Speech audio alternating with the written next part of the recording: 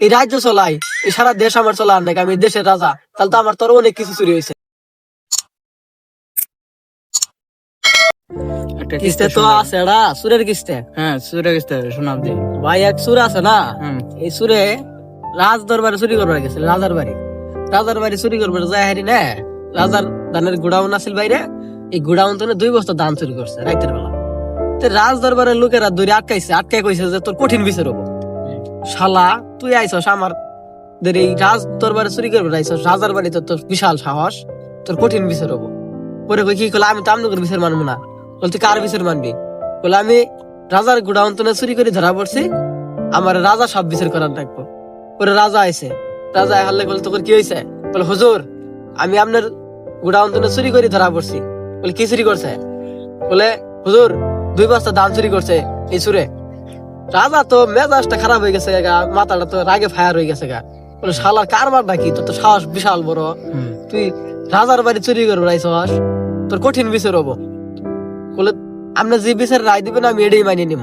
বলে তোর বিচার রায় হইলো তোর মৃত্যুদণ্ড দেওয়া হইলো। বলে আচ্ছা আমার মৃত্যুদণ্ড দিচ্ছেন, ঠিক আছে। রাজা পরে কইলো, বলে তোর ইচ্ছে কি আছে, কোন ইচ্ছে তোর পূরণ করা লাগবো? তোর তো ফাঁসি কার্যকর হবো, তোর ফাঁসি। আমার একটা ইচ্ছা আছে, সেটা হইলো আমার কাছে একটা বীজ আছে, একটা গাছের বীজ আছে, এটা হইলো মানুষের মনের ইচ্ছা পূরণ করা গাছের বীজ। রাজা কো বলে এটা আবার কি বীজ? মানুষের মনের ইচ্ছা পূরণ করা গাছের বীজ। এটা আমার তো রানী বুড়ি হয়ে গেছে গা, এই বীজ তো আমার লাগবো। তো এই গাছের বীজ এটা রোপণ করতে তোর কয়দিন সময় লাগবো? বলে হুজুর এটা 8 দিন সময় লাগবো। বলে যাক তোর 8 দিন সময় দেওয়া হইলো। পরে 6 দিন গেছে, বলে এই তোর সারা কি পরিপূর্ণ ভাবে রোপণ হয়েছে? বললা হুজুর কেবল 6 দিন হয়েছে, সারা তো পরিপূর্ণ ভাবে হয় নাই কে, আর 2 দিন বাহি আছে। পরে 2 দিন পরে কইছে, বলে তোর বীজ কি পরিপূর্ণ ভাবে রোপণ হয়েছে, সারা গজাইছে? বলে হ হুজুর গজাইছে। এ সারা তাহলে গারোই। বলে হুজুর এটা তো আমি গারোর পাম না। বলে এটা কেলা কেরা গারবো? বলে এটা এমন এক লোক গারান রাখবো যে লোকে জীবনে চুরিও করে নাই কে, জীবনে খারাপ কাজও করে নাই কে, ওই লোকের দিয়ে সারা গারান রাখবো। পরে ডাক দিল অর্থমন্ত্রীকে। অর্থমন্ত্রীটা কি নিয়ে কইছে যে তুমি এটা গারো। অর্থমন্ত্রী কল হুজুর আমি তো অর্থমন্ত্রী, আমার মাধ্যমে মেলা টাকা লেনদেন করা তা আমার জীবনে কিছু না কিছু চুরি হয়েছে, আমি এটা গারোর পাম না। পুরো রাজার দরবারে আরো কর্মচারী আছে, আরো বিভিন্ন মন্ত্রী আছে, সবার একে একে কইলো তারা গারোই, সবাই একে একে কইলো আমার জীবনে কিছু না কিছু চুরি হয়েছে। পরে ইয়া কইলো, ওই রাজার মন্ত্রী কইলো, রাজা সাহেব এগোর তো জীবনে কিছু না কিছু চুরি হয়েছে, তাহলে রাজা আমনে তাহলে গারেন। রাজা এই কথা শুনি আবার তো রাগ পেয়ে গেছে গা, বলে আমার দিঘা রাগ পেয়েছিস।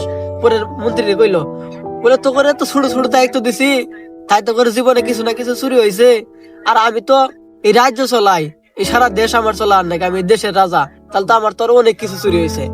পরে মন্ত্রী সাহেব কইতাছে, বলে হুজুর আমার সবার সঙ্গে কিছু না কিছু জীবনে চুরি হয়েছে, তাহলে এই সামান্য 2 বস্তা ধান চুরি করছে গোডাউন তো নে, তাহলে এর কারণে ফাঁসি দিবেন, এটা তাহলে মুক্তি করে দেন। পরে দাদা সাহেব বলে আচ্ছা তাহলে তোর ফাঁসি রায় ক্যান্সেল করা হইলো, তোর মুক্তি দেওয়া হইলো, তুই তাহলে বাইর জায়গা।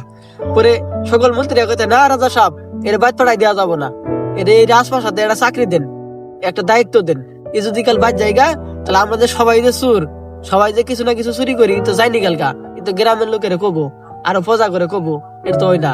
পরে রাজা ওরে একটা মন্ত্রী দায়িত্ব দিল। বন্ধুরা আপনারা এই গল্পটা থেকে কে কি বুঝলেন একটু কমেন্টে জানাবেন, আর আমাদের এই ইউটিউব চ্যানেলটা নতুন চ্যানেল, সবাই একটু সাবস্ক্রাইব করবেন, এটা আপনাদের কাছে বিনীত অনুরোধ রইল।